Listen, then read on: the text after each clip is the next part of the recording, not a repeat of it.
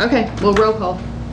All right, Cynthia Moyle, Here. Annie Adams, Here. Kara Dudek, Here. Audrey Ishii, here, Susan Jones, Jeff Marino, Craig Schunkweiler, Here. Lily Wilcock. We have a quorum. Approval of the agenda. Do I have a motion to approve the agenda? I approve the agenda. Second? I'll second. All those in favor? Aye. All right. Approval of the minutes from the previous meeting. I didn't read the corrected version. I read the first one, but I don't know what I have. Yeah, I had a question. Okay. It says unfortunately that you stated some schools have been showing resistance to back to school day. yes. I think I changed that word from Resistance. resistance to Reluctance. reluctance. Okay. It Yes, sounds I thought- better.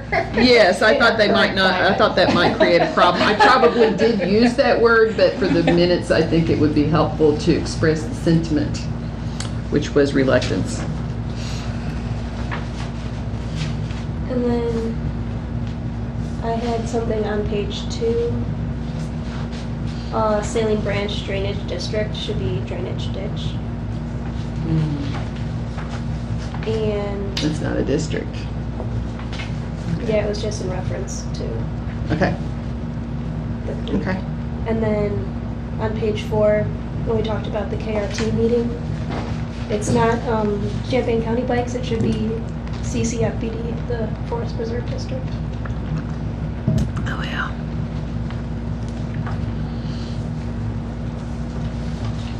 And we have a motion to approve as corrected. I would approve as corrected. Second, I'll second that. all in favor?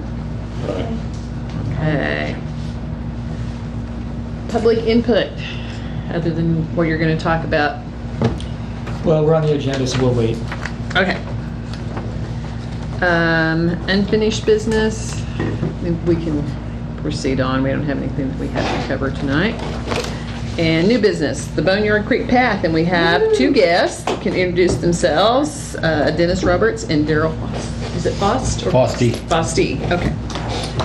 Well, so hello, I'm Dennis Roberts. And Daryl is another person who's, oops, I just did something. All right. I've been conversing with Mr. Fosty for about 2 years maybe now, because while I know that most of the activity of this commission has to do with bicycling, I'm a real proponent of walking paths as well as bicycle paths. And it has been an interest of mine to see if it was possible to do more work along the Boneyard Creek. We, as the city, has invested several $1 million in a development plan for the section that's in the downtown area. And it seems to me that the missing link is how to connect that, which has already been designed or built, to westward to the university campus, where there are other sections of the Boneyard Creek. So I prepared a PowerPoint to go through what I would suggest is something to pay attention to. Daryl Fosty is here because we've been conversing for quite a while. He is a major property owner along the creek, immediately west of the designated 5 sections of designed boneyard beautification area. So I'm going to show you all right, so we're going to open this up, right? This would be the left one, yeah. Okay, if I can find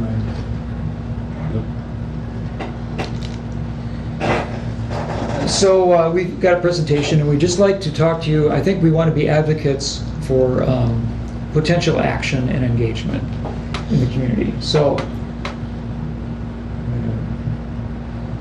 all right, so this is to create the ability to begin planning a multi-use pathway from the downtown of Urbana to the campus area. And one of the reasons would be economic development, as well as inflow of students to the community, and just the general pleasure of having more time along the Boneyard Creek. So the Boneyard had been It's just a lazy creek for a long time. During the 1978 year, extensive work was been done on the plan, and there was a plan drafted which dealt with the creek from its entrance into North Champaign through the downtown area of Champaign, across Campus Town, into Urbana, and then outward where it belongs. It joins the Saline Branch. And the part that was designed in 1978 concerning the Urbana section are these two figures. The one on the left is the Thornburg area, so this is the area between Lincoln and the Y at Main and Springfield.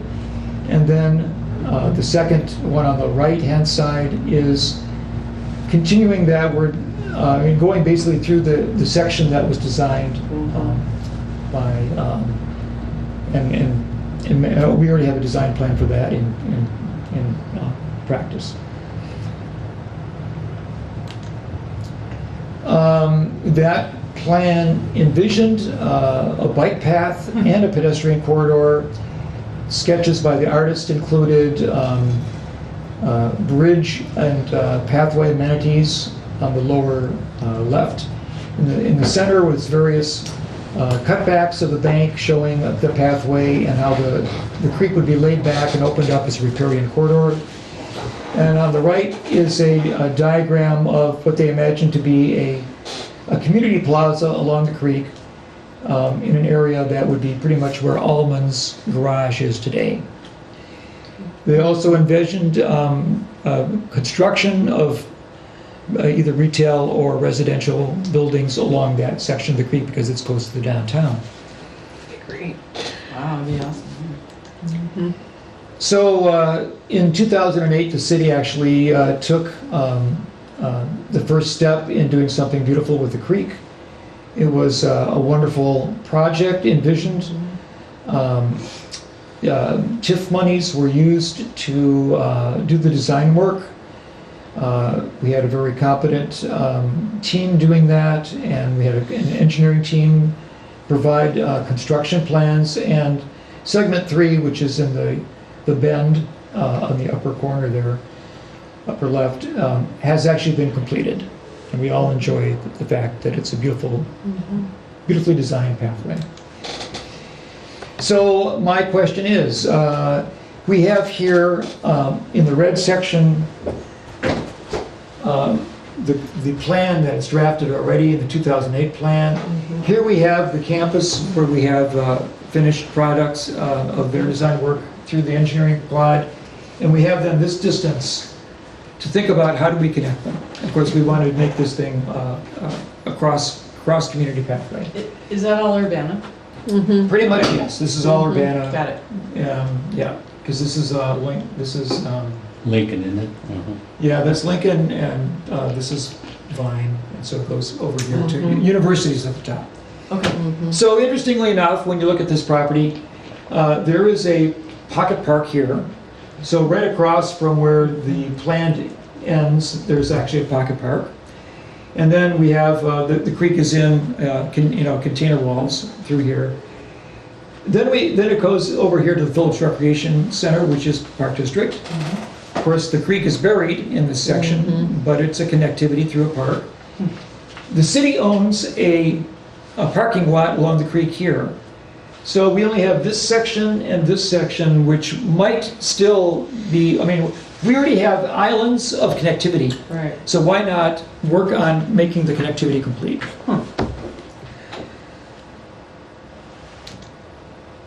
So this piece right here is the first leg to connect it to the west. And I call this the Golden Triangle because this is an opportunity that has yet to be fulfilled. And half of this is commercial. So we only have this property here and the property owners to converse with. My first thought was that the city should negotiate to get right of way for a multi-use path along the easement of the creek. The creek already does have a maintenance easement that the city owns. And on different sections of the creek, they are at different widths from the center of the creek. And we have had instances where property owners who want to construct something along the creek have gone to the city staff and they've asked for benefits and what they call bonus points to allow certain overbuilding of the area or certain parking reduction or height construction waivers. And so what are they going to give the city in return? Usually not too much. What they do agree to is that they won't build in the floodplain, because there is a floodplain. So anyway, well, I'm going to address these issues in the next couple slides. So what I'm trying to do is, how can the city engage the property owners to grant easements for the future creation of a public pathway and amenity across their land? They already have a maintenance agreement. What would it take to get something that's more advanced? And so Darrell Fossey is here. He's a property owner, and this map might need some updating because one of his properties was sold or swapped. But all these yellow properties are owned by Darrell. So I've talked to him. He's very excited about creating a public pathway through this property. He sees the potential of it, and potentially for him, if there was a public pathway made through there, the properties along the creek would actually gain in value, because who would not want to have an apartment overlooking a beautiful bike path and a gorgeous park-like creek open structure? It would be just as valuable as what we have in the center of town. So Darrell and I have been trying to figure out how we can achieve an agreement. The other major property owner is Mr. Peter Baxa, and he owns already, and he has built the Opera House apartments, but he owns all the purple properties. So I understand that currently he's interested in selling property. So okay, this is what one of the reasons why I'm coming forward. How is access provided to the properties to the south of the boneyard there? Are they all getting access off of Springfield? That's an alley along there. This They're is getting a Access off the alley? and we're going to see a picture of that very soon. Okay. So So they don't have good I access have right gone now. up and down Springfield Okay. so many times, and because there were houses along here, I never knew what lay behind. And unless you go out and you're walking down this alley, you have no idea what's there. Okay. Well, I did a walkthrough with Mr. Foskey. He showed me some of the problems that he has with his properties. Lack The of land access. here, I'm going off. The land here used to be a sinkhole. It was a low area in the terrain. It was a spring-fed swamp and buffalo wallow during pioneer times. Which of the pink properties are not Baxa owned? These are all the different property owners by color. Right, well, when you print it out, there's two that show up as pink, Peter Baxa and Judy Lonnie. They're not, one is pink and one is purple. It's not clear visually perhaps, but Okay. they're different. And is that why Main Street is the actual Main Street is such kind of a, is because there's water underneath it? Is that why it's No, lower? well, I mean, it went toward the railroad, it went basically toward Champaign. It had a trolley, did it? It had, no, It never did. Springfield was never a road originally. This was a trolley track. Oh, okay. And when they All right. discontinued the trolley, they made it a street. Okay. So this street did not exist originally. It was a trolley track. Okay. All right, so, let me see if I can go farther here and go into this. All right, so we have property owners. So this is what the area behind the houses along the creek look like. So I invited the city council and the mayor to take a walkthrough in September 2015. Many of the people had never seen the creek here. The fact that it was a wild forested section of the city and it's only 3 blocks from downtown was a revelation.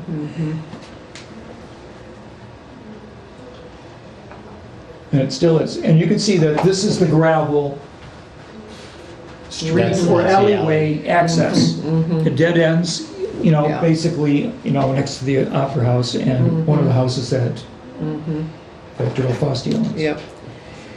So of the buildings and the structures that we looked at, Yep. we are seeing evidence of the shifting soil and the, what was there was a great term that we were using, it was groundwater, Underground erosion. underground erosion and subsidence. Well, subsidence. So several of the houses that were owned by Darrell Fosti, their foundations were cracking and falling in. Yep. These walls are only 10 years old. This is the new Opera House apartment, and already significant cracks, and they don't follow just the concrete, but they go right through the blocks, are appearing in the structure. Yeah. The parking pad next to it is already cracked and broken. Oh, my The God. park that's the little city park that is Peterson Park next to Strawberry Fields. You probably didn't even know there was a park there. has cracks in its foundation. It's raised walls of the garden.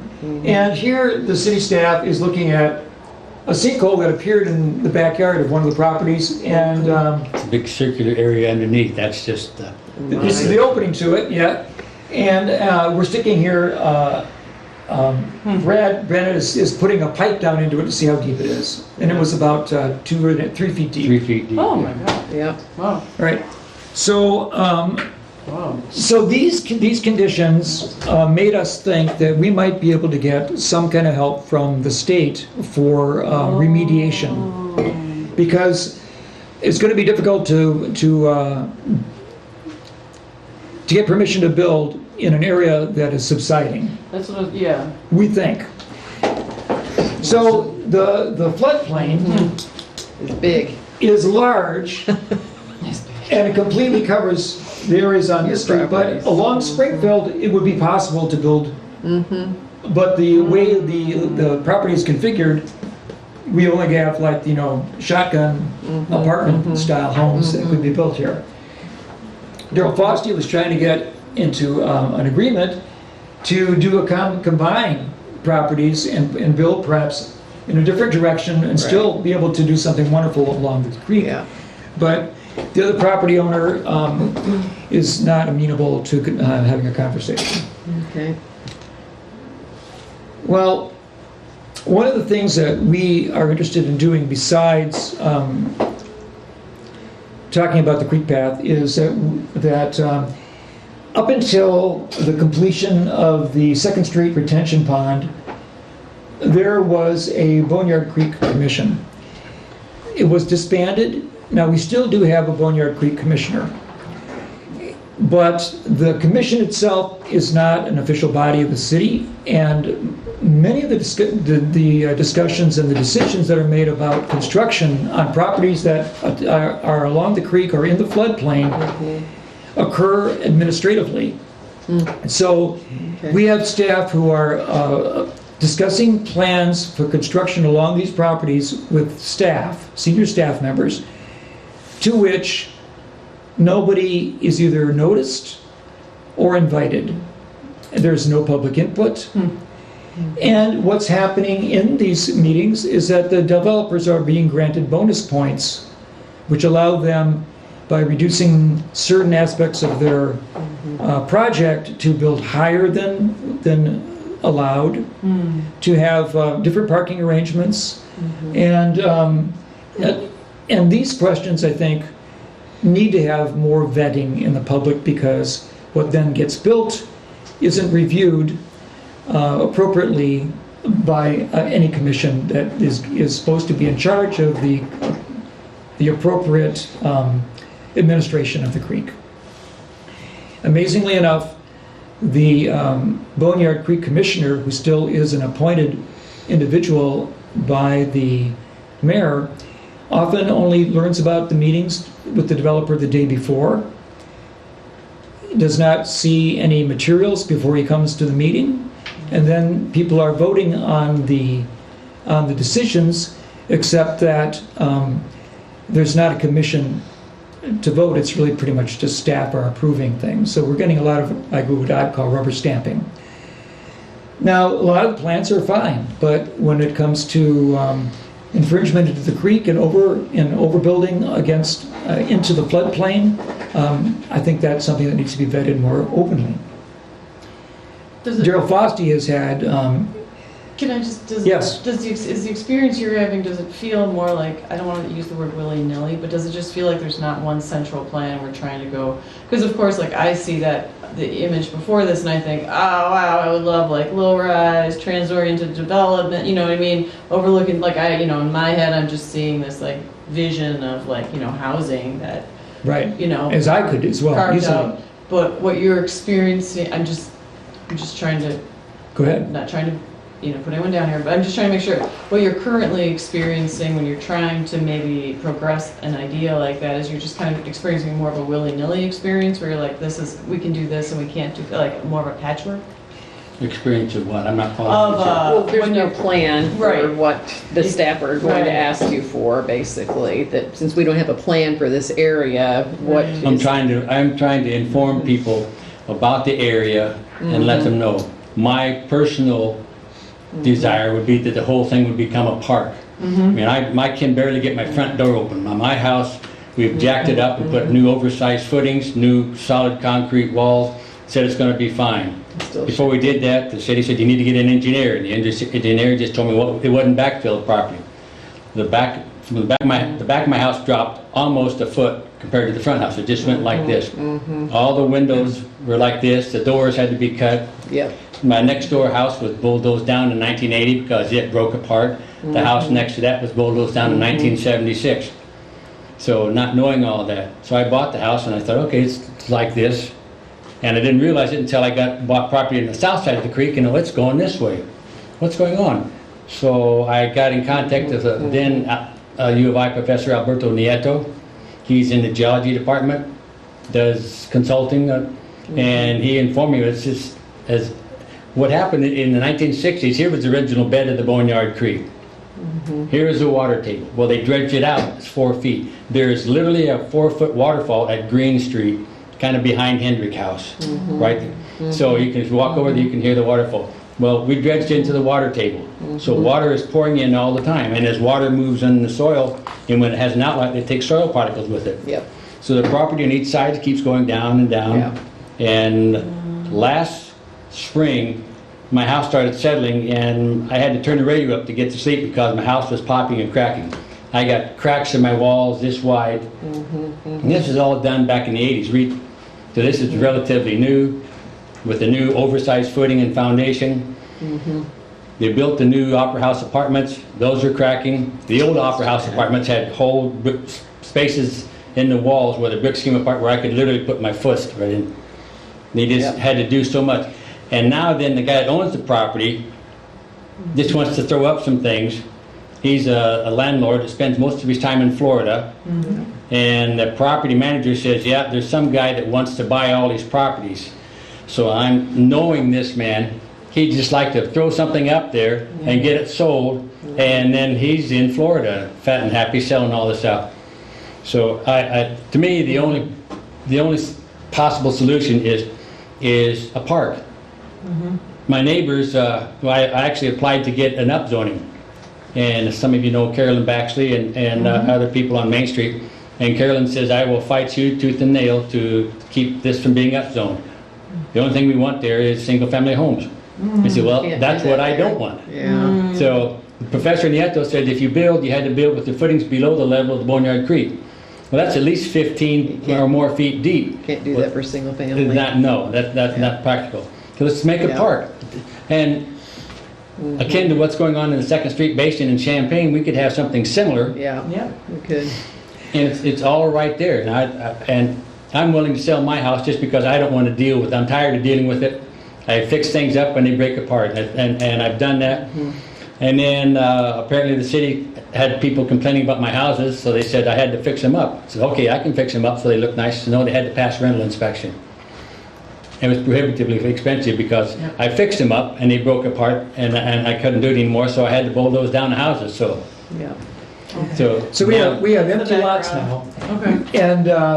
And what can we do with them? And at one time, Darrell Fossey actually had talked to a state senator who said that there were FEMA funds that he could Right. funnel into it to purchase these properties. Okay. But the then acting mayor didn't want to do that, and so the said there project. were too many parks and their banner ready. Didn't want to see any more parks. So I said, look, I can get federal money not and, even and his state decision. money. And he was upset with me because I had pointed out that there's some underground erosion along the creek. And I think he thought the city was gonna have to pay some money, but I thought this is a solution for everybody. It's a win for the city, it's a win for me, it's a win for the whole community. He was irate. He said, I don't want to ever hear about this again. okay, so we're going to go on. Yeah. Interestingly enough, you wonder why how that swamp got filled. It turned out that it was filled by extra old railroad track, railroad ties were thrown into it, and also all the debris that was bulldozed after the downtown fire of 1871, Oh, They do that in which Chicago? burned down 30 buildings along Main Street, and several barns and other buildings, and so all that debris was funneled into pretty much right under Almonds. wow. That's how they made Chicago. And that's how- Yeah, That's you know, true. That's how they made Chicago. and the I Urbana didn't know it fire was that many was buildings. on the same day as the Chicago fire, day 2. Guess there was a dryness and wind that day. Well, so it was just a very interesting thing. The That Peshtigo is fire in Wisconsin. So we have content. So the result of the walkthrough was that I made a lot of proposals, which are on this document, which you can't read, but I do have it. So we're talking about connectivity and going forward now. What can be done? So we have the properties of Darrell Fossey, which he's willing to negotiate with the city to allow easements. He would like to just have this all converted into a park if we could find the funding for it. We got the Park District. I would think that they would be passively approving of a creation of a park or having the park go through the property. They would probably tell me, oh, well, we don't have any money for this because we're doing Crystal Lake Park. We're not interested in more parks. We have a park representative here. Yes, well, I mean, well, this is what I was told. well, that may be true, but they are interested in having connections between the Yes, parks. that is, yeah. So I would promote, I mean, I would love to go to the park board and And have a education conversation. and natural areas, I mean, Yeah. I mean- Crystal Lake is a priority, that's no lie, but I know, but yeah, I did have a conversation with Tim Bennett. So, A lot of pedestrian plastic come by there. A lot of Carl people come and walk by there every day to walk up there. A lot of people walk. So if there was a park there, that would be even more used. Yeah. so I'm trying to be more brief. So, okay, here's the city-owned property lot here, and here's a Okay. enlargement of it. This is like, actually, all that happens here is there are pickup trucks, and things Yes. like dump trucks parked here. Yes, It's right behind very Moore's, unattractive. TV repair. Yes. And- Oh, yeah, that's awful. And it's, but the path would have to come through down here. Yeah. Well, the city owns part of the property, Yeah. it's just another connectivity. Yeah. And this is a picture of Peterson Park. It's just like about 8 square feet, but it's really, but it's. I like it. I like that park. So Dennis, Pro Peterson Park. with the Park District property, Yeah, so there's something about Phillips, how does this work with Phillips I don't know if this is Phillips how this Drive even happened. and the parking lot? I'm not sure we even. How we connect. I don't know. I mean, we don't have a plan, so I can't answer that. Okay. All right. It also, this property happens to be in the TIF district. So there is a developmental funds that could be used for an improvement, just as they were, to create the design for the Boneyard Creek that we already have designed. Okay. Guess what? That's a brand new TIF that Yeah. includes those properties. Right, so what are we going to do, and how can we secure this land for posterity? Well, the only thing I could think of was, are there federal funds or state funds that we could find that would actually then support the purchase of the property, or at least the right-of-ways from the individual property owners? Because if you go back and look at the property lines in here, if you look at the map, Yeah. all this is on this side of the creek, and here's where the creek comes through. Yeah. These are just garages. Yeah. And these are separate lots. Yeah. One could easily buy all the lots here for probably a very nominal thing if you could get the property owners to do it. And if you approach the property owners, they might even say, well, I might do that. So they don't have good access. And now that these properties, half these properties have been demolished, there is no need for parking behind the structures. So, I mean, even if you just bought this, you'd have the pathway, connected to the creek. Although, not sure it's not. You'd have to look at a survey to find out whether the creek is actually on the properties to the north. But anyways, as far as access goes, and you've got a city road. Well, it's an alley right now, but you could pave it. So there's all these things that are in all this potential. I just see potential. So I just wanted to share this with you, because nobody really knows about it or thinks about it, but I think we should, because especially those of people who are advocates for biking and pedestrian connectivity in the city, when the Kickapoo Trail is finished, where are they going to go? You want them to come right downtown, eat at Silver Creek, eat at the Courier, eat at whatever place, and then, buzz off to Campus Town. So, all right, we would support we would appreciate your support to becoming co-advocates for this concept. We would like to see a design created, and we think that the creation of a true Boneyard Creek Commission would not only satisfy the need to protect the creek, allow public input into the development of the creek, but it could be the commission that actually leads the design aspect of the imagination of what could be happening along this corridor before we make it a lost corridor that can't be accessed because of property sales and construction that is potentially could be happening in a couple of years because we have empty lots that are for sale. Well, Peter Box plans on building something in August with his construction. Yeah. So that's why this is somewhat of a time is of the essence regarding that, because if he starts building it and builds a multi-million-dollar structure there, I don't know how high it would be, but then that gets pretty cost prohibitive to buy. Plus for the government, if there is flood damage, and they've got a sizable flood insurance premium to pay it in too. So I'd like to see a part there before that happens. We can't control everything, but we could have conversations, and we would love you to be aware that we are very interested in the potential of this property and this connectivity. And I would just like to say the 606 Trail in Chicago, which is a private trail, right? That I believe the Park District is in charge. It's a public trail. But it's a public trail, but it's owned by it's owned by the nature. Anyway, they helped put up the funding for Chicago. They helped put together the money behind it. And I know the head of the woman whose name I'm spacing, the organization that put it together. It's something for public spaces. Trust for Public Lands. Thank you. That's Yes. 501c3. It's theirs, yeah, that's the actual parkland is that, but all the properties along that area now are priced out of control. And of course, originally when they brought up the idea, it was, it's gonna bring all our property values down.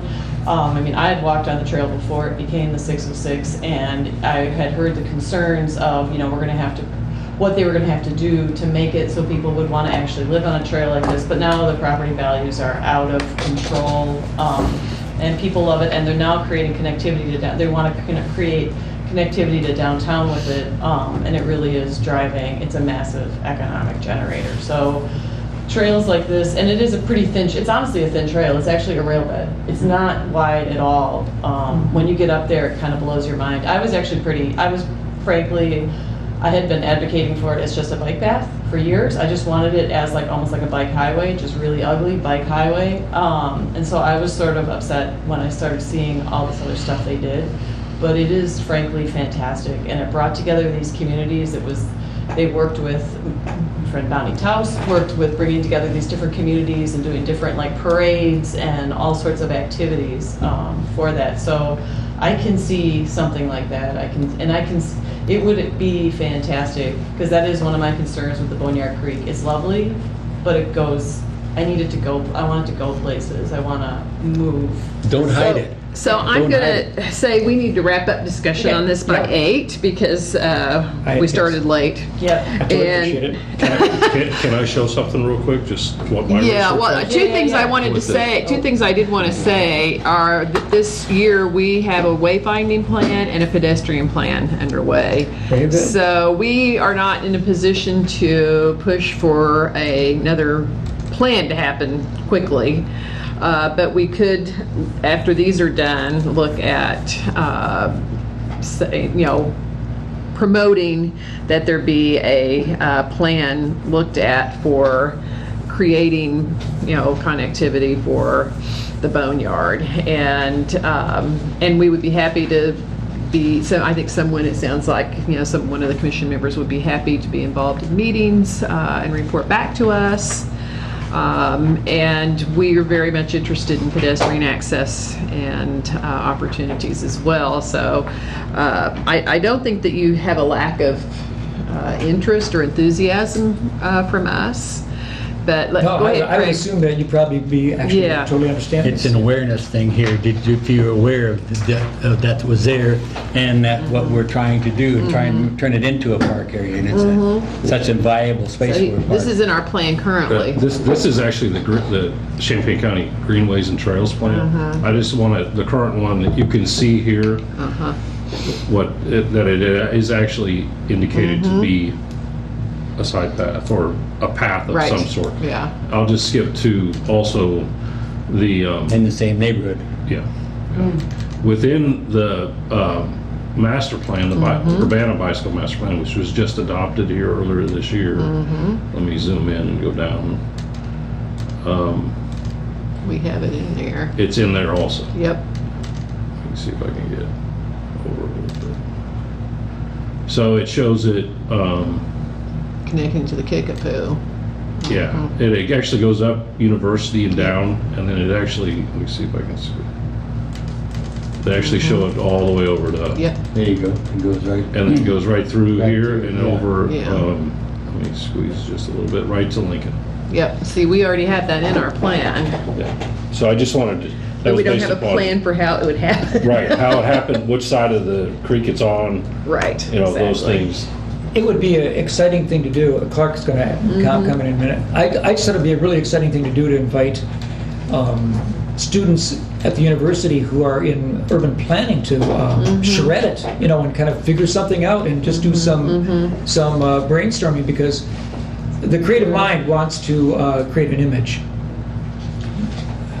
Clark Butler, I'm the official Boneyard Creek Commissioner. Which, like Dennis said, there used to be a 3-person commission for okay. cities and university, but there's, Urbana kept the position of Creek Commissioner and built this Boneyard Creek District, which has special setbacks for the properties that are that touch the floodplain. Yeah. So, and there are separate zoning rules. And when a developer comes in and wants to build something closer to the creek or in the floodplain,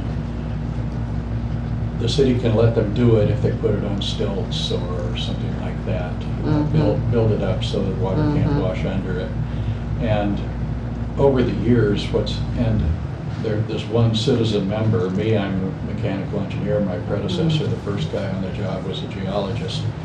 And forgive me if I'm being a little anal here, but a couple of things that Dennis said I want to tweak for the purpose of the minutes. The way things work is a developer starts negotiating with the city staff about, I want to build this, and the city staff helps them form an application. And then the application, then I get a call that says, when are you available? And it's usually a week or 10 days in advance that the meeting is scheduled. And until recently, it was very common for me not to get any paper application, copy of the paper until a day or two before the meeting, and then it'd be hand delivered. It was always kind of a fuss. So I've insisted on at least wanting it 3 or 4 days in advance so I can at least go out to the site and look at it before we have our meeting with the developer present. And then we vote, the three of us, me, the city engineer, and Libby Tyler, vote on whether or not the plans meet are consistent with this 1978 plan, which is the only plan that exists in that segment between the campus. Okay. So that's the thing that Dennis was talking about. But not all the votes are equal, right? You want to explain Well, that? I mean, you got two staff and one public person who's kind of a technical type who, I mean, I rode my bike for 30 years to work, but it's not an easy way, open, public notice, all this kind of stuff that invites a lot of citizen input. And when we did the section downtown 6-7 years ago, the way that was done was, you know, the city got the money first and then hired the plan. So the 1978 plan was updated for those segments. But the city hasn't deigned to build a plan for this segment until we get the money for a project. Well, you know how projects are, it's pretty well half-baked by the time you get the money, because you have to write a proposal and say what you're going to do, and so it's awkward. And you know, so I'm for anything that opens things up for more public input. Dennis's idea of maybe creating a commission, an official commission that would have maybe 3 members from the public from different constituencies like yours, and still have the technical expertise from the city staff. But whatever happens, I think a little more public input. And do we really need to wait for money for a project to start drawing plans? I would think that, I think the school district did something with a plan made up of a dozen citizens or something that worked for a year, and they worked on some kind of master plan for the school district. And you know, or the charrette idea, there's another one for the campus kids. They did a nice one for downtown Danville's riverfront last year. So those kinds of things I think would make a lot of sense.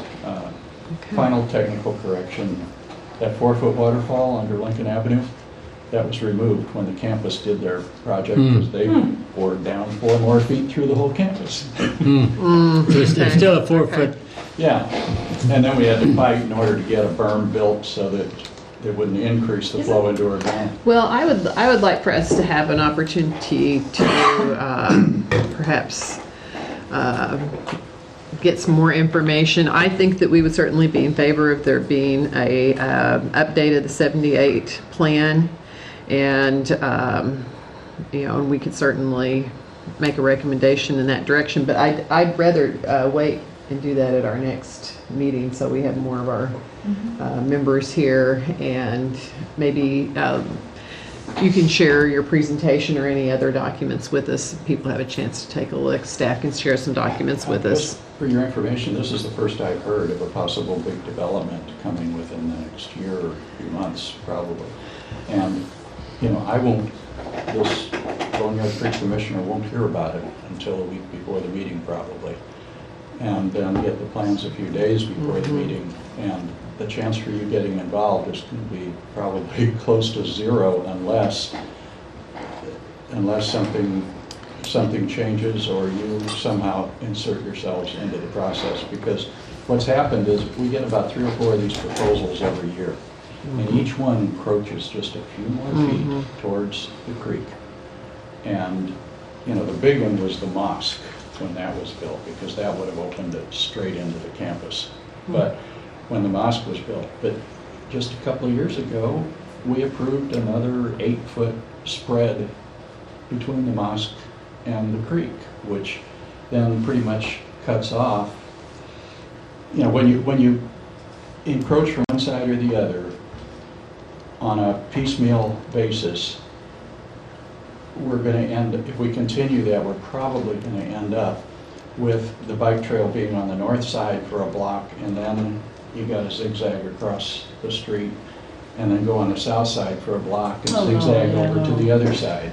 Right. And so even a cheap volunteer plan that would push the city to make a decision is, if we ever have a path, it isn't going to be on the north side or the south side, then we can operate around it.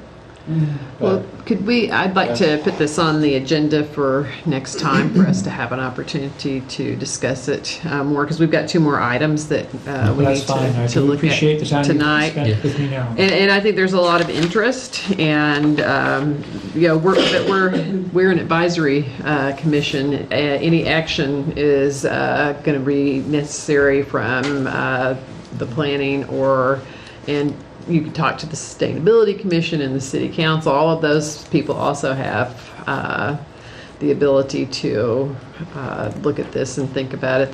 The commission is also just an advisory commission, the Sustainability Commission. But the Planning Commission certainly has more authority than we do, because what we do goes to them and then to the City Council. So we appreciate you coming and sharing. I think everybody here learned a lot tonight, and we're very, very interested in having something happen here. And so I don't think there's a lack of interest and support from us.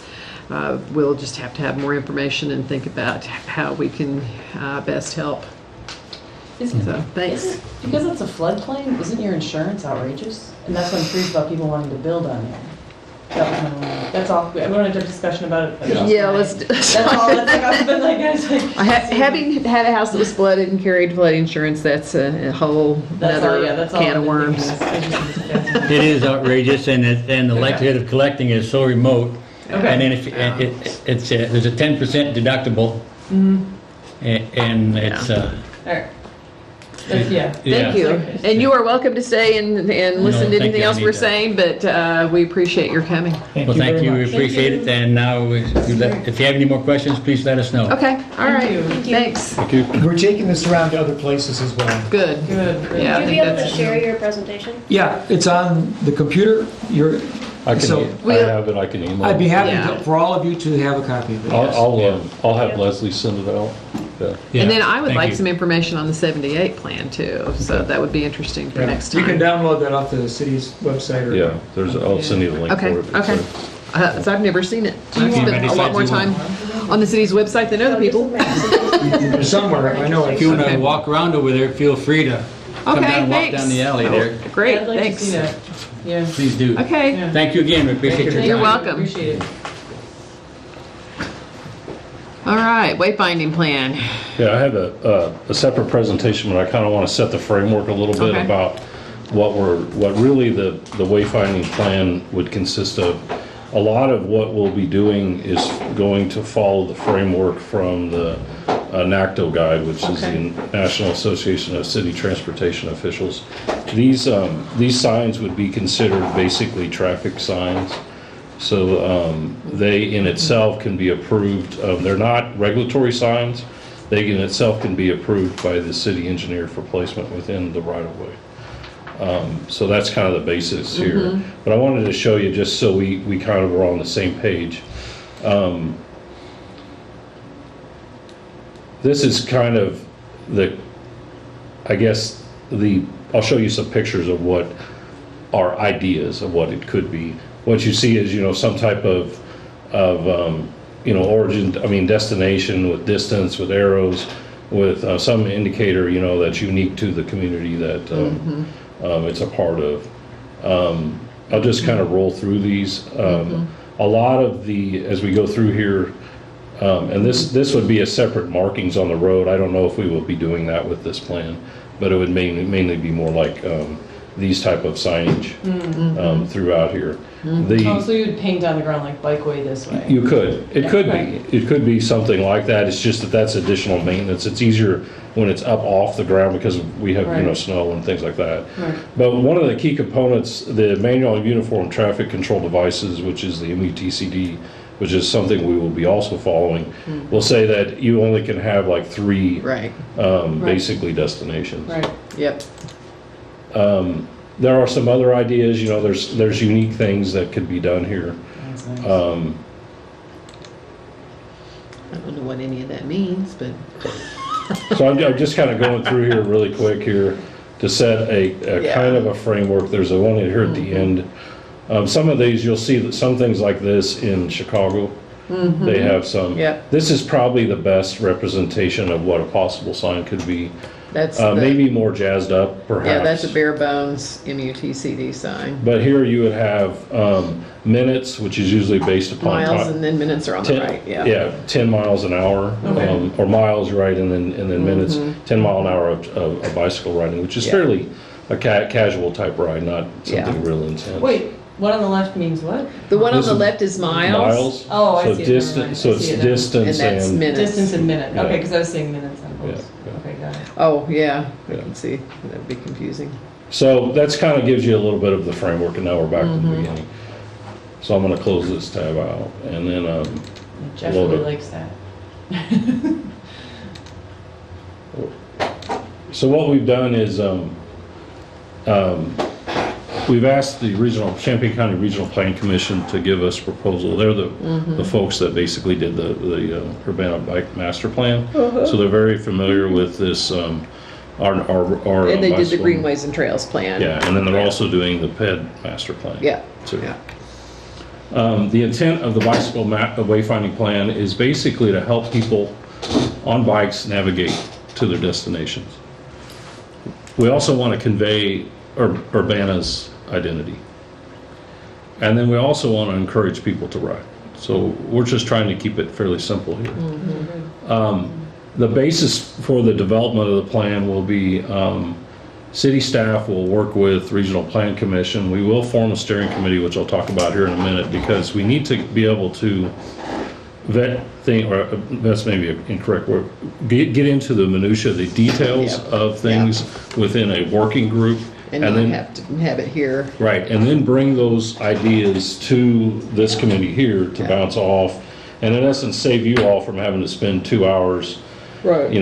talking about the details of the signs, but then, you would still get feedback through that. And then ultimately, the traffic commission would be, because they're the ones that basically are the ones that have all the signs within the city, they would at least be notified. Their approval isn't necessary. Plan commission is basically another one where we would like to notify, and ultimately take this just to city council.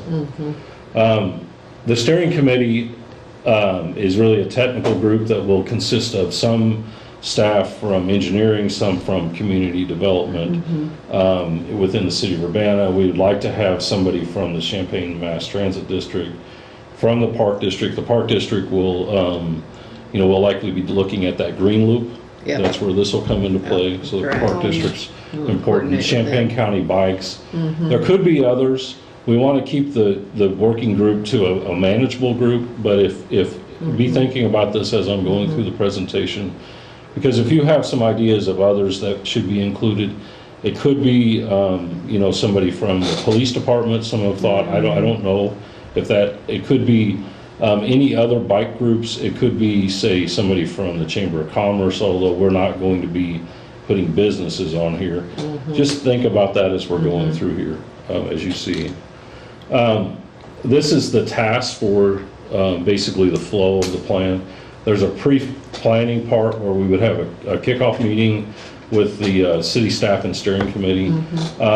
Then the RPC would do an inventory of the existing signs. We actually do have shape files of all of the signs within the city Yeah. that we'll be supplying.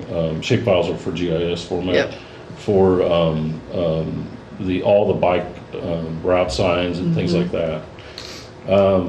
We will have system development, which is the key component is identifying principal destinations and attractions and identifying preliminary routes. There is a preliminary destination list that was developed within the bicycle master plan, but now we're going to dive down a little bit deeper and try to look really into those destinations. There would also be a sign design standards and conceptual design where they would research the local jurisdictions, sign design standards. Some of that may be the greenways and trails. There was some there were. wayfinding signage in there that we want to look at. We know that with the KRT, the Kickapoo Rail Trail, they've developed a logo. We want to kind of look into that because there could be some crossover into that. They want to look at researching the technical guidance and best practices, develop a concept, and then bounce that off the steering committee. Okay. There would be a public meeting then at that point. And then there would be route selection and sign placement, where they basically are looking at preferred network sign typologies, try to develop the prioritization criteria and routes, and then basically designate and final out those and bounce those off the steering committee. Okay. Tell me if I'm going too fast here, but I'm just trying to move Okay. along. So we have the second public meeting, then we would bounce that back off the public at that point. I don't have BPAC listed in here because I feel like at some points throughout, when we feel like we have something in steering committee, then I'll be bringing it back to BPAC as much as I can to keep you guys informed, okay? Would And they then- be part of the steering committee? Pardon me? Would they be part of? We will, I think there should be one person, a representative from BPAC. We did that with the bike master plan. I think that worked out good. I think we should have at least one Yeah. representative. Then there would be an implementation plan. That's really important because part of the implementation plan would be phasing, like we have with the master plan, but also cost, is a big component in that too. There would be a draft plan. Again, the steering committee would review the draft plan. BPAC would review it, a 30-day comment period, and then revisions, and then steering committee would again look at it. BPAC would look at it again, and then we would have a city council presentation of the final plan. Right now, there is some funding reserved from. We get basically $55,000 a year annually that goes to signage and striping, and I have been banking some of that money towards this plan. So the goal would be that our first implementation would be something that likely would be handled with city staff as far as our operations crews wouldn't do the installation. We would maybe bid out the actual signs and the posts, but our guys would put those up. They maintain all of the city signs. It's a great way that we could do this without an exorbitant amount of cost. There is a possibility in the future, we would look at grants if we wanted to do that. But I'm hopeful that by the end of this year we have at least some low-hanging fruit that we want to try to go with and can get something in sooner than later. Yeah. My goal is not to have something that sits on the shelf. We really want something that we can get, in the field out there so people can use it. Will there be a digital component? You mean as far as like with the signs themselves, or? Like what I'm thinking is like, will we make sure that like once we have the routes sorted and everything, we just at least put that on Google Maps? So if people are looking for the green loop or they're looking for the XYZ loop. You mean the final product? The final product. Yeah, so Okay, people can be yeah. aware that this is, and then that Yeah. way people can just digitally, they can, Yeah. they can just map it out on their phones. It'll be a quarter mile to this destination, or however. And like think about as we're designing it to include a digital componentry, because like now, for example, for me, it's like what I do now when I'm trying to get a bus or a train or whatever in Chicago, I just do Google Maps. Right. And it's all this like it's all the information's out there, and then people are the city doesn't have to make the app. We just have to make the We information. have to give the readily- information to Google. Yeah, readily available, and we might have to put it on Google. We might have to do different. You give them things. the information, the transit district does. But yeah, I think we should really make sure that the wayfinding isn't just a physical sign, that it's also Yeah. a digital, it's digital Available. information. Because Okay. I can almost guarantee you that 90% of people accessing Are in the using it. future will be Yeah. doing that. I think Sure. that's true. Not Would just, there but be the a signs are great. QR code on it, or? People don't Don't use need it, they QR just go to codes. Google Maps. Yeah, people don't use QR codes, But but if we give them the and I'm data, not they'll saying that we incorporate shouldn't it. do, and I'm not saying that we shouldn't do, because I'm not saying that we shouldn't do physical signs. The physical signs are a reminder and a way for people to say, oh, there's a green, or whatever. Oh, yeah, we have to have the signs. Yeah, people will say, oh, there's a green Absolutely. loop or a red loop, but then what people do is they go boop, boop, boop, Yeah. and then they say, Siri, take me on the green Yeah, loop through that's right. Urbana, and then they just stick it on their bike and Right. it'll go left, go right, and you just Right. follow Yeah, your the phone. transit district had to spend a good bit of time putting together the data and working with Google so that all of Oh, our routes cool. are accurately integrated into their system. So I know that there's a Right. process for doing that. Yeah, and the reason, and I am reading this great book on transportation, and that is one of the things they just talk about is how the smartphone is making it so people will engage in systems they never would have engaged in because the reliability and they see reliability and flexibility, and they can understand that it'll take me 7 minutes to get from here to here, versus in the past, they would have been like, on my bike, I have, like, so today I was at the Art Institute, and I'm like, how long will it take me to get to the Amtrak station, you know, and it's like a 20-minute walk, and it's like, oh, that's better than hopping in my car or taking an Uber, Exactly. you know, and so It tells you the time by each mode. yeah, it's clearing that up. Yeah. And Yeah. for Urbana-Champaign, everyone says to me, "Oh, it's really easy. This is how you get on the bus." No, I've never seen anyone pull out a physical map and say to me, "Here's the map." Everybody says, "Oh, it's just right here. Yeah, I can look that up for you. Oh, the bus will be." They're right-" printing Yeah. enormously smaller numbers of the schedules than they used to. It used to be a huge production. Yeah, it's not that I'm against So. the physical world, but I just think like the digital world is. Let me talk to the Regional Yeah. Plan Commission and see what steps they can incorporate within the current scope that we have to do that. That could be something, once we get it done, that we look at another step outside Right. of this. And it sounds project like position. the folks at the MTD are Right. doing a great. Right. From what I can tell, everybody I know just always says, "Oh, it's just right. You want to know when the next bus is coming in? Oh, it's right here." And I'm always like, "Okay." Well, one question I have is on the public input process. Since we just did the bike plan, I'm wondering if we really need 2 public input meetings for this plan. Well, I think it was the initial concept, and then its refinement, and then it gets to the basically now this is really what we're thinking. So that's, I think, the 2 different meetings. One is bouncing off ideas, gathering that kind of initial, and then the second one was to now we have really a pretty good idea, but we want to really make sure that we're heading the right path. That's kind of what they had.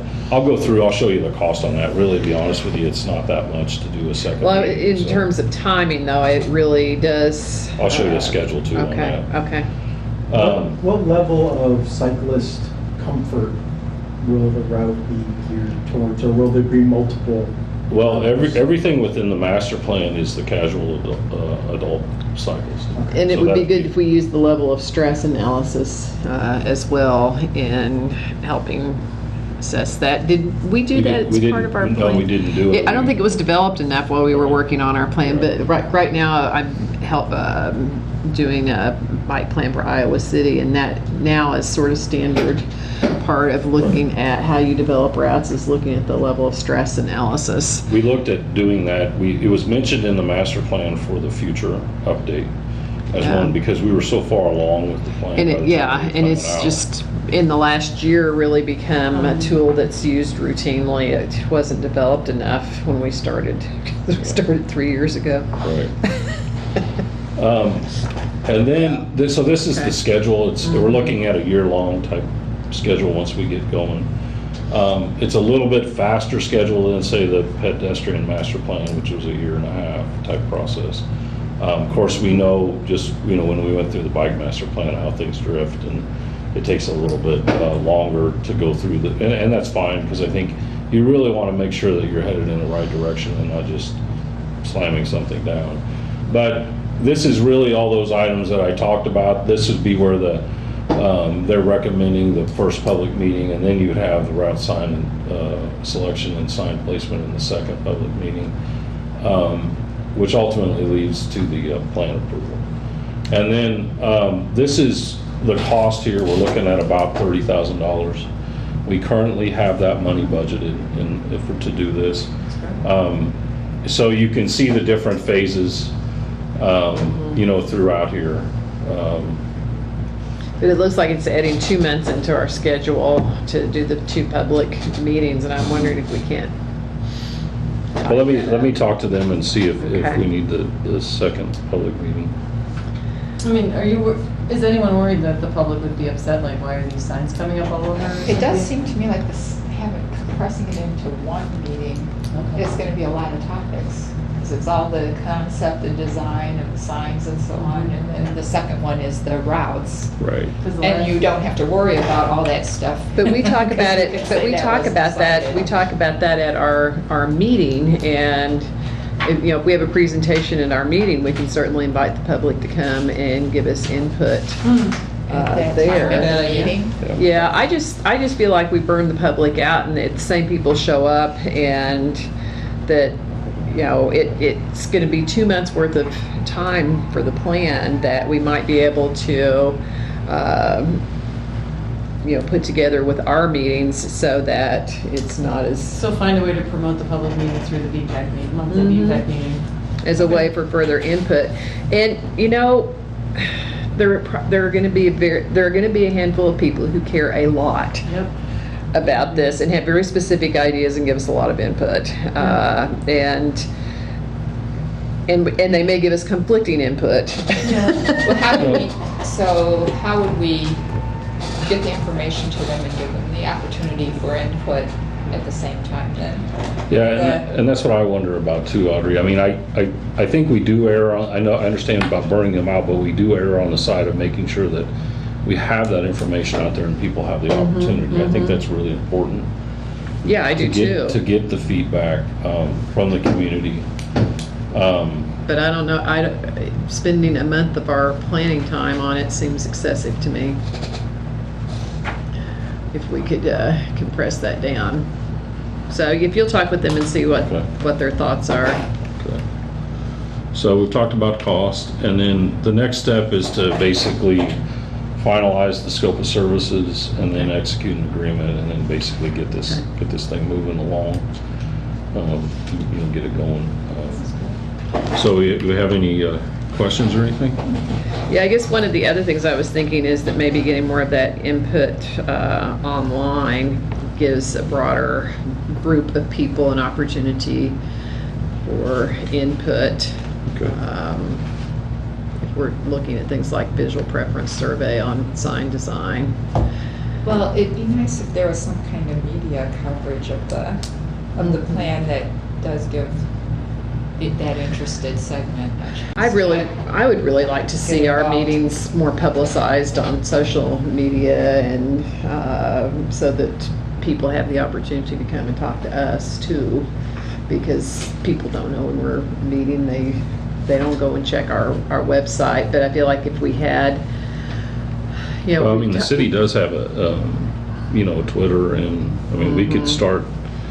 Maybe with this plan would be the one that we would start. Okay. We could start tweeting that out. That would be great. We could get Natalie. Put it on Facebook. Put it on, Facebook. Because Instagram, Facebook. yeah, I would really like to do that because we're as hidden. well as our listservs. Yeah, and we could always send it. We could, in fact, now I have thought about this, send out our agendas on the listservs. I mean, that any one of us could easily send out our BPAC agendas. The key is just to have an image, and there's things you need an image or else they'll just. Right, yeah, I mean, that's the problem is when it's just a link to a document, people don't look at Some it. wayfinding, I mean, the other thing about wayfinding is it's very, you just say bike signs, it's very, people are like, oh, that's kind of interesting. Yeah, most people are in favor of signs. Yeah. Well, the way I vision this too is, we have a turnover of students in the core of the community every year. Yep. This is actually something that could draw them to things like the library or downtown. Right, or, exactly. And then vice versa, it Make would them go feel the other welcome, way. right. Yep, Yeah. yep. To the university Exactly. and Oh, other, absolutely. the Yeah. major destinations Yep. throughout. Make people feel like they're allowed to go to, like, if how I'm to a do student it. here, I can Yeah. go to the Urbana Public Yeah. Library. Right. That you don't have to. Right, because think Yeah. about it, some of them are coming from other countries, Yep. and they don't really have a sense on how far away things are. Oh, no, Yep. that's why you see them riding with no water on their way to Allerton. I have, this has been observed. I have personally observed it. Yeah. The other thing, Downtown district. I think important component of this though is, with the master plan, there were already defined routes that have been chosen. So those have already been looked at. This will help us guide people along those defined routes. Right, Because people may exactly. not know, maybe, that it's already been looked at, what is really the best way to go from point A to point B. It's already in the master plan. It's how we, channel people in and out of the community. Right, Or across exactly. or whatever. Okay, So, all right? great. I'm really excited that you're doing this so quickly, and not in a slapdash quick way, but that I'm really excited that you're like, let's just get it done. I think that's great. I'm all about that. All of it. Okay, and then on to the annual report. That was our last item here. Yes. So where are we sitting? Well, I sent the information to you, and then the staff were going to add in their component to it, and that was going to create the final report. So I went back and looked at our meeting notes, and that was the process. Was it? Okay. I think, You were CC'd on it. yeah. To be honest with you, I don't think That didn't process? no, that didn't process. Okay, all right. Can So- we see the draft of it, the rest of everyone else, and then? Yeah, we do, yeah. we- Well, let's do this. Let's send the draft out, and then I apologize. I think I had scanned it. I had offered some comments, but Yeah, on I don't think I realized that you were wanting the staff is supposed to add a component, and so I went back and looked at Leslie and I in fact had an email exchange about who was doing what, and there was a component that you guys were going to add in. Okay. So if you could do that, and then we could have a draft to look at before the next meeting, that would be great. Okay. Yeah, and then we'll be ready to go. Well, that made that one really fast. I got Well, stuff from everybody, and then I went back and did some looking too, and put together sort of the highlights of actions and things that we did, and I actually don't remember what it was we said staff was going to add into it, but I just remember there was a component that staff was going to add into the report. Yeah, I think I looked at it, and if I can recall, it had all the major, we talked about the Bradley bike lane. Well, you were going to add, there was something substantive that staff was going to add. Oh, well, that was, maybe that was the bicycle coordinator position. Yeah, we did talk about that too, and Craig and I had a discussion about that. And I think that probably what we'll ultimately want to put in there is that we would like to see the city work toward hiring the coordinator. There are several different ways we could get started with this. We could, contribute toward with doing an intergovernmental agreement and have the cities, the university, whoever else pull in toward funding a position that would work for the whole community. We could look at maybe hiring a student intern to help with work. There are a number of things that we could do with the tight budget situation, the uncertainty regarding the budget this year. We can't just go in and demand a bicycle coordinator be hired, but we could say we'd like to see this accomplished within 5 years, and we think there are some ways that we could begin taking interim steps toward accomplishing that. And I think it's important that I just remember when it was brought up, the entire city council was like, this is nonsense. And so I was like, I think we have to explain why, obviously not in this whole, but we have to begin to try to explain why it's an important role, why it's a necessary role. And I remember you, Craig, you said, but I have 5 people doing, essentially you just said, I have 5 people working on this 8 hours a week right now, so I would like to have 1 person working on it 40 hours would be more effective for me. So I think if we can try to figure out like what the person would be doing 20%. Yeah, that might be helpful. Is if you could create the sort job of description put and, what various staff are currently doing that a coordinator could do. That I think that would be helpful information. Because you said, we're already devoting staff time to this position, so, and it's just more that. It's just, right now, it's just kind of convoluted and complicated for you because there's not one person who's taking a leadership role and like combining all. And we have no one to coordinate events and event planning. That's really the place where we have the most difficulty. For example, right now, Bike Month planning is grinding along at a literal snail's pace because there is no one available to take that on. And so I think we just have to begin to create problem. the argument for the position. Just say like within 5 years we'd like this to be a fully funded position because I think if we just come out of the box with it right away, they're going to think it's nonsense. Right. They're not going to understand why the job is important. And Lily is probably our best ally because she sees the need, the overwhelming need for the position. And the other thing is I was just even thinking about metrics if people respond to something like this is how many percentage of people in Urbana every day are on a bike or a pedestrian compared to driving a car, and how many resources we put into moving people around in cars, and then versus, that was just all I was thinking is if there's a way to say, we're trying to support, the mode share, you know, we're trying to support the people doing this other thing, so, I don't know. Okay, Just Okay. saying. okay. Yeah, I think that would be good. You just have to begin to explain it, because I could tell, I mean, I was frankly stunned at the meeting when they all were like, what would be the purpose? And you were like, we created this 10-year plan, and who's gonna, you were kind of like, never, I could just tell you were like, all right. Okay, so Okay. we'll have that on the agenda for next month. And our meeting next month, by the way, is scheduled during spring break, if I remember correctly. I will not be here. Cynthia's planning a getaway. So, I don't know. Yeah, it's the 21st. Who else is going to be gone? Is anyone else going to be I gone? might be going to. Okay. Do I you wonder want- about do we Lily. want to move it? Maybe we should email and ask who's going to be gone for the next meeting, and if we're not going to make a quorum, we definitely should move it. Bump it to the 14th?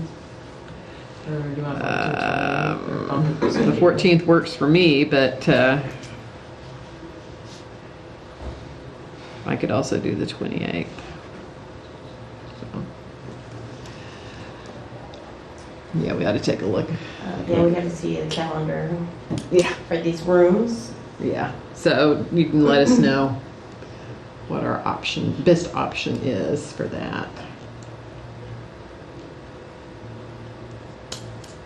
I am going to go to Chicago, and I am going to see the 606. I've been up there so Oh, many good. times and not been, but we got tickets to see Hamilton, so So you're gonna, and we're going to Grand Rapids. have you walked the whole 606 or? I haven't been there, period. Oh. I've only seen photographs. Good, that's good. Well, be aware of like it's just, I've been on the High Line Trail in New York. I haven't been on that yet. I was at that. I was Again, that's a there private- 6 years ago. That is a private organization that Yeah. runs that. Well, yeah. the one that helps do the trail downtown Indianapolis is private, although it's public trail. So, All right, so yeah. it's this weird public-private. It's kind of the friends of the trail sort of thing. Is that the 20th that you're doing that? That week of the spring break? Spring break, yeah. Yeah, we're going up then. Okay, so announcements. I think last time, did I announce bike month dates? I did. Okay. No? Yes? I did. Okay. Good. So I won't have to go through those again. Does anyone else have? I guess also we have, I believe since then scheduled Traffic Skills 101 class for May 27th, the on-bike portion. And so you do the classroom portion online, and it's $40 to do the on-bike. It's 4.5 hours on bike that we will do that. And so I've got a flyer. I'm still trying to work out the online payment process for my registration for that. Maybe I should talk to you, Annie. Have you done that? The what? Never mind. The adult thing? No. Getting online payments for events. Oh, yeah, I can help you with that. I'll chat with you afterwards. I got that 4 a.m. look on my face now. I'm even gonna be like, I know. The Sleep brain will starts happen to soon. soreness. No, but yeah, I can Okay. absolutely help you figure out. Okay. You could do an event. You can do Eventbrite. Actually, it's super simple. Okay. You can do Eventbrite and PayPal. All right. Anyway, I've got a flyer all ready to go out as soon as I figure that out. What about the bike? Remember that orange and white image, bike ped feedback survey? Oh, yes, we had put together a survey we wanted to send out to get feedback from people about what BPEC should be doing. And we put together some questions and a little stuff.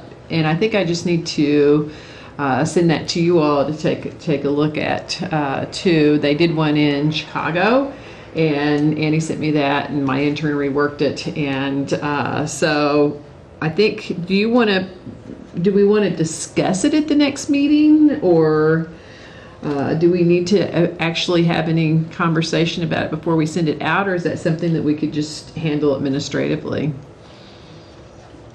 Well, why don't you send it to us and we'll take Okay. a look at it. All and right. see what we Yeah. Can do. It's sort of like, what do you think our priorities could be? Have you ever come to a meeting, or the Because we meetings? keep talking about having Yeah.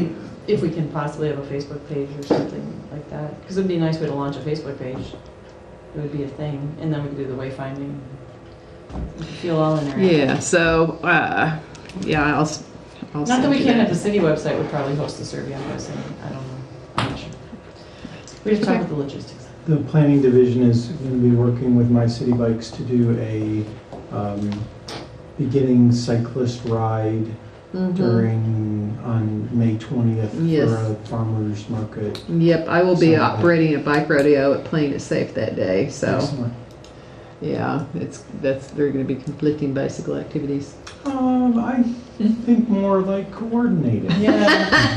No, more, Happening in the same. as a person who has intimate knowledge of Urbana First Fridays, let me tell you, the more stuff you have happening in one location and the more. Well, it's not in the same location. The Oh, Playing It Safe is at the Leonard Center in Champaign. So, yeah. What time? It will run from 9 till 2. Oh, yeah. Ours will be. The right rodeo will not run from 9 till 2, but it'll probably run from 9 to 12. Okay.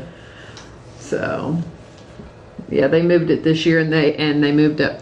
It usually has been like the first weekend of June, but they moved it Will you up. be creating a Facebook event for this? I'm not sure if there will be a Facebook event on it. It will be on the city's website.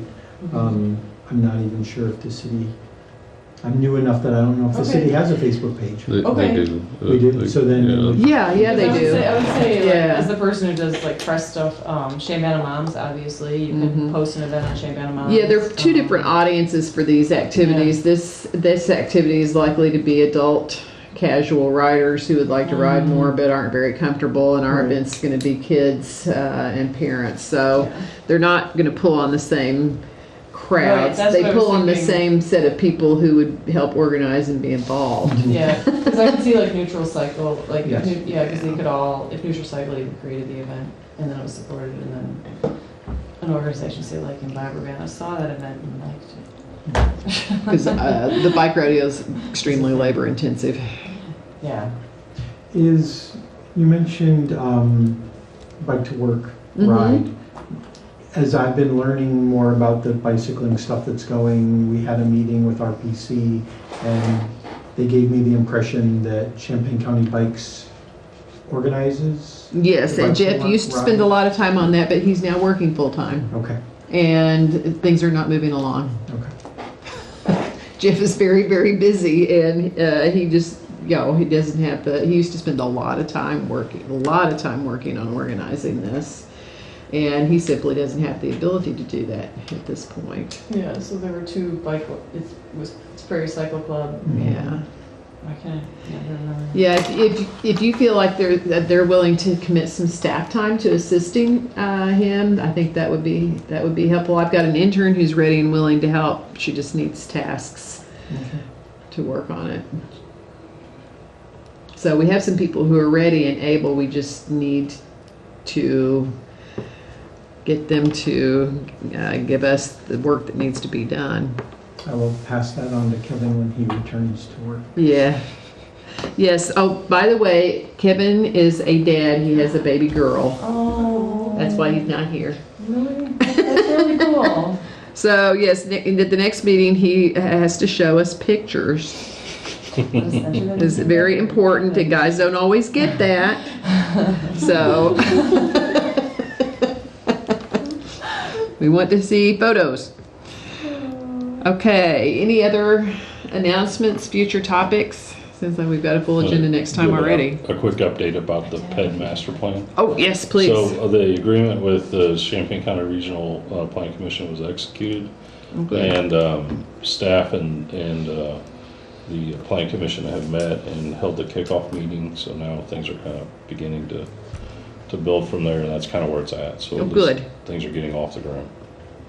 Yeah, I think all of us feel we really want to focus more time and energy on pedestrian issues, so. I would like to talk about the possibility of when, a future topic I would like to talk about would be to talk about if when we strip parking for large buses and fire trucks and large vehicles to come down streets, if when we strip parking, if we strip it in such a way that we're actually creating more of a chicane experience, so cars cannot accelerate. Right now, what happens when we strip, when you strip parking on one side of a street, you're basically increasing all the speeds on that street, you're creating more unsafe streets for bikes and pedestrians. And what I'm wondering is if we could somehow figure out a way when we strip parking to do it in an every other way fashion, so cars would still have to, basically you're creating Create a chicanes. straight shot down the street. Yeah, because like the street, and I could present the street, not the street I live on, but the street behind me. It's pretty incredible to watch how people drive down it. It is a bus street. It's an emergency vehicle street, but it's like I saw two cars. Like I was walking a dog. People that we don't cross. When I walk the dog with my friend, we do not cross the street because we're just like, forget it. What's the point? I saw two cars go 50 miles an hour just glance each other, and I was like, this is a 30-mile-per-hour street. And Alex was like, every day. Every day. And I was like, So they wow. alternate the parking on. She's suggesting It's that an we do idea, that. yeah, and maybe even if Yeah. I know it's more paint, but if we put paint down, yeah. So what you would do is you basically, instead of putting all the parked cars on one side of the street, you would have to, it would probably be more expensive as well for signs and everything. But if we could figure out a way to do it so the parked cars would be like, every other way. So you'd have to be a more alert driver. You would have to be more. You wouldn't be able to whip down the street. What's happened is that these are narrower streets and there's been parking on both Yeah. sides, and I think that what has come up is that the fire department has asked that parking be removed on one side because if there are two cars parked across from each other, there's not enough space for the truck to get through.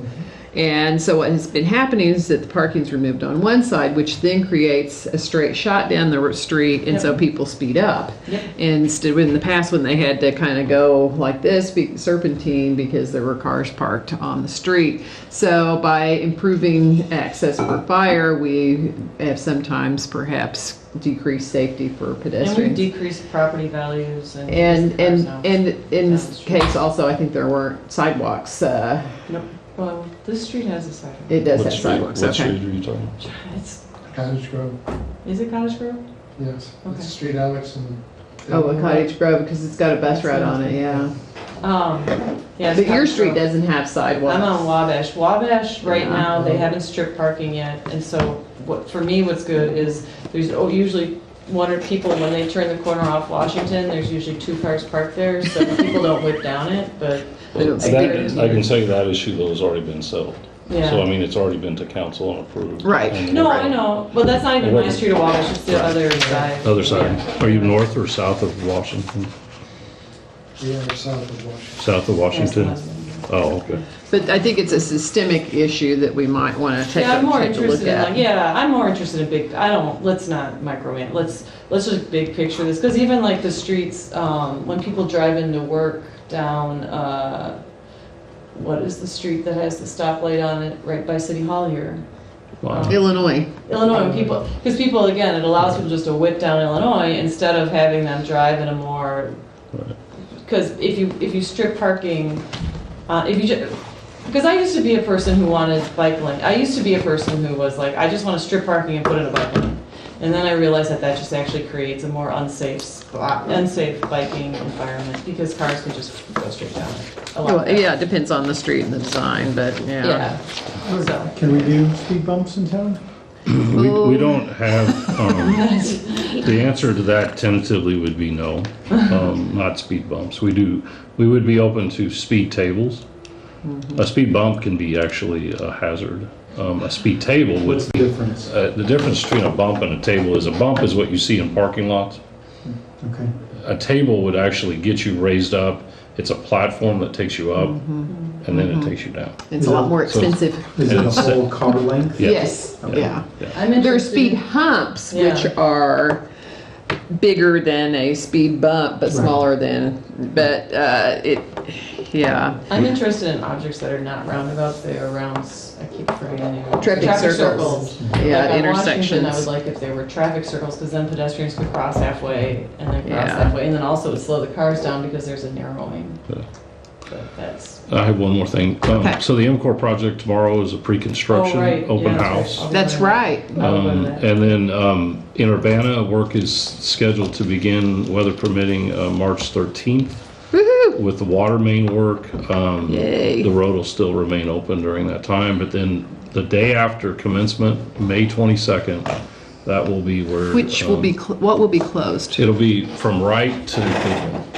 To Right to Goodwin. Goodwin. Right Will to be Goodwin. closed. Now, there will be Okay. north-south traffic on Matthews. We will actually reverse the flow of traffic on Oh, okay. Matthews northbound. If you go on to, I just shut down, but if you go onto the city's webpage, under Public Works, there's a projects webpage. Yeah. And I've got a webpage there. Is it already shows which things are going to be closed when? Yeah, Oh, yeah. okay, So good. there's a lot of detail Okay, in there. It also links to the overall MCOR project, which is, 5 distinct projects. Okay. But that's getting ready to go finally. So, That's Yay. fantastic. so I will tell you during the summer, you will want to stay away because they will be working sun up, sundown type of thing. I mean, it'll be quick because the contractual deadline is, or it starts the day after commencement, May. and then it goes to August 25th. So Oh, really? They're Yeah, not- they have to get it back opened Oh. up during that time period. Wait, the whole project's not over in 4 months? Oh, No, no. no, Okay. no. Oh, This is in no. front of the This is- union, which is really Okay. That's where it's going to get ugly. that's ground zero. Yeah. Yeah, the But part, it'll move quick and it'll It'll be be fine. exciting and oh, when we get done, it'll be wonderful. Yeah. It'll be Traffic's like water. fabulous. yep. Yeah, the segment from Lincoln to Goodwin is going to be, having that closed is difficult. That one but will never be closed. That will be. We're, it may be they're going down to try and only keep one west- lane yeah. between Wright and Goodwin because that is, for bus routes, really, really difficult to be shut down. Yeah, but it's exciting. It's coming our way. Yay. We probably should have Probably mentioned on the working. calendar last month that there was a Curtis Road open house. Yeah. Yes, there was Yeah. Saturday. That's Yeah, correct. sad, really sad. Yeah, there was was a good a lot turnout. of input, yeah, Mhm. a lot of input with different visions of what people want Curtis Road to be. Good. Yeah. But It's- most it's a people big- asked for 2 lanes, one each direction with shoulders and bike lanes and shoulders. Most people didn't go, to the point of asking for separated, bike paths or, They want and they side didn't want paths? 4 lanes. No. Nobody wanted 4 lanes. Side paths were not popular. Keeping the roads somehow the same but safer is really Yeah. sort of there was, quite a Interesting. bit of feeling Preserve the farmland. against the ring road development Okay. for sprawl concept, but that is actually a very real possibility. But my When group, we for example, started did ask, and I think others did too, that the side path be extended from Race down, and whether or not that's possible, who knows? But Possibly to First, something yeah, like that. at First, because First Street asked for more designated. First Street. There's so First much. needs a lot of improvement. Yeah, people definitely wanted better facilities on First Street, but that wasn't part of it. We just gave that input sort of as a side benefit to the meeting because it's not actually part of the plan scope. And they don't want it to be a share road. A what? Slow all the traffic down to like 20 miles an hour. Not with a bicycle on a body, no. I was just. Because the road, the township owns the road, Mm-hmm. and the chances of the township putting a lower speed limit sign out there are not very high. In addition to the fact that there's nothing that would justify making it that slow out there, and in fact there was a lot of input at the first meeting to have it at 55 or higher, which That's what I figured. I was Yeah. horrified by, because I think it should be Surprised. 45 max along there with the amount of traffic that we have in terms of pedestrians and you know, university vehicles and other things. Well, it's default, by default, it's 55. Right now it's by default 55, but I wanted 45. So trying to figure a way yeah. to design it so people would actually drive 45 and keep the same narrowness. That's the question. And to make it, because the way this roadway's designed now, people are going 55 minimum a lot of the time. And the road is not structurally designed for really high speed. Yep. So it doesn't take, you know, one little whatever and you're going to flip your vehicle off the road, because when you're on an interstate, the roadway is designed for higher speeds. These roads are domed differently, and there's no curb and gutter, there's no shoulder. So it's not really safe at 65 miles an hour, which is what a lot of people do. Right.